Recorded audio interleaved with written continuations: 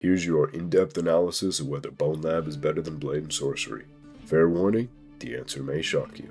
To start, I'm PiePop101 and I've been making VR content as a modder and content creator for the last 3 years. I'll try to give this comparison my best shot without any bias, despite the fact that I'm the #1 most downloaded modder for Blade and Sorcery.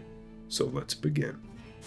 Bonelab was released on September 29th as a buggy nightmare, but quickly had a very large patch that fixed the majority of the core issues. As any game, it's allowed to have a bit of a rough start without too much deserving hate. I realize it's only been 3 days since the release, but 10,000 reviews later, players have found it to be less than desirable. Now I know it's a bit unfair to compare these statistics to Blade and Sorcery, but with over 50,000 reviews, Blade and Sorcery has a 96% positive rating, while Bonelab is only at 77%. Now going into the mechanics of Bonelab, it feels as a physics-based sandbox should. We're able to properly interact with the environment while having a very real feeling. This is one of the aspects of Bonelab I like the most because they capture how weak humans really are. The only difference is I feel too weak, so let me explain.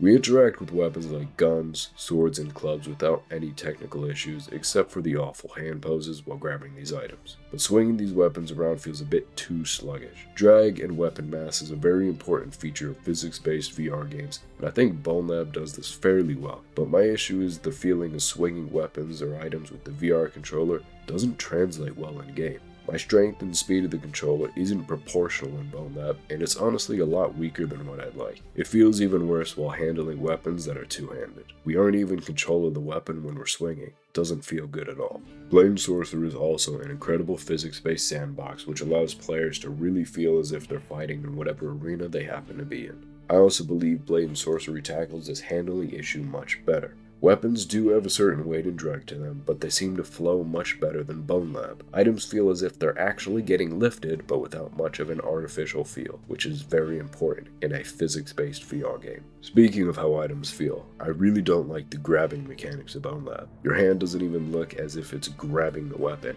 and honestly, it makes handling worse since it's almost like you're grabbing the weapons with the tip of your fingers. It doesn't feel good at all. With over 30 different item-specific hand poses, Blade and Sorcery takes the grabbing mechanics to another level.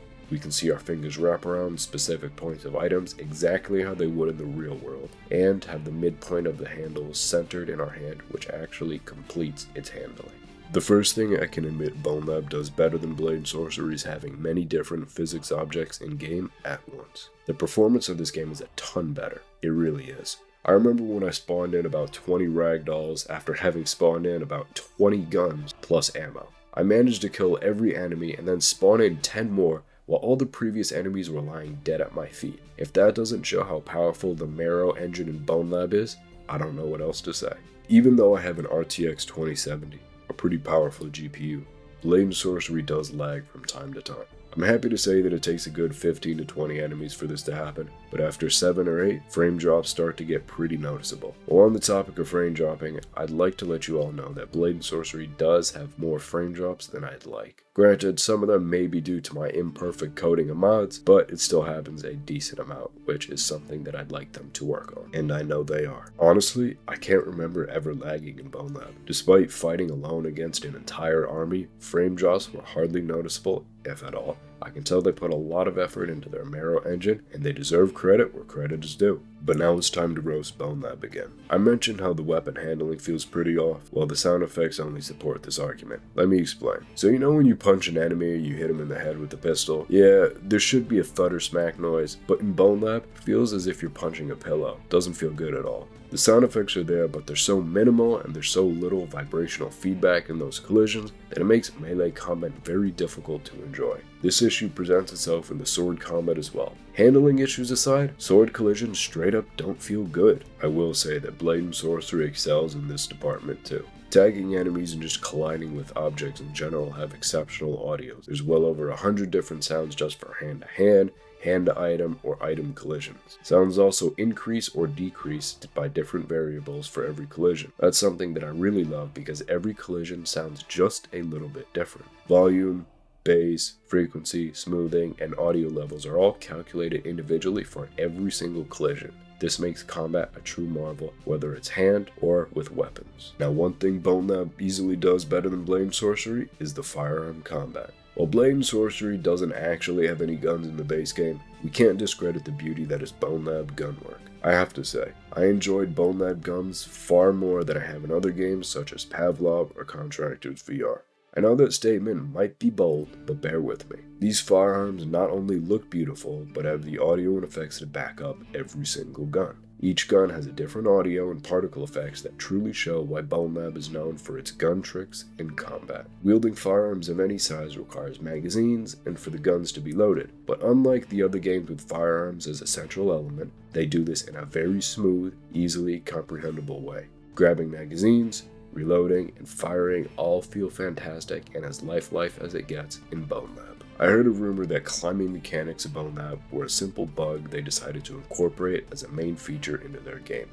Now, I don't know how accurate the statement is, but if it was true, I could believe it. I really don't like the feeling of lifting myself up and how unnatural my body motions are in Bonelab. It's incredibly tough for no reason and really makes levels or challenges that require climbing a real chore. Not to mention that climbing on the edge of the wall or floor is very unreliable because your hands might just not grab the ledge for no reason at all. On the other hand, Blade and Sorcery seems to have mastered the art of climbing. They know it's a central part to combat and being able to use the environment to your advantage. It not only feels natural, but we're also able to grab corners on walls and floors, which allows us to easily lift ourselves upward. I admit, I don't use climbing all that often, but when I do, it feels great in Blade and Sorcery. Bonelab also has a few more mechanics that Blade and Sorcery doesn't offer, such as Mario Kart themed racing, but since it's not a core feature of mechanics and isn't really relatable to Blade and Sorcery, I'll save that for another video. There are many positives and negatives in both games, but only you can decide which one is right for you. Or, get both and try them for yourself. I will say the biggest hang up I have for Blade and Sorcery is the poor frame rate, and the biggest issue I have for Bonelab is the low quality feedback on collisions. Basically, all collisions. I can honestly say though that Bonelab doesn't deserve the hate that it's been getting because, in all honesty, it is a pretty good game. There's just a couple of things that I wish we could change. One of the best things about both Bonelabs and Blade and Sorcery is the fact that both games are moddable. Now, while the mods for Bonelab have yet to come because the game was just released, I am extremely hopeful for its future. And to be honest with you guys, I'm extremely hopeful for the future of both games because with mods, and even unmodded, they're both fantastic. So I'm curious to see what kind of stuff will be made in the future. Finally, I want to leave you all with some things to think about. Bonelab was worked on for 3 years after the success of their previous game, Boneworks. Throughout that time, Blade and Sorcery has continued being worked on and developed. So you tell me, was this a good decision for Bonelabs, for Blade and Sorcery, or for both? I'm curious to hear what you all think about the points I made in this video and the questions I just asked, so definitely make sure to let me know in the comments below. But I think that's everything I wanted to say, so definitely make sure to leave a like, comment, and subscribe. It helps out the channel a ton. Thanks for watching.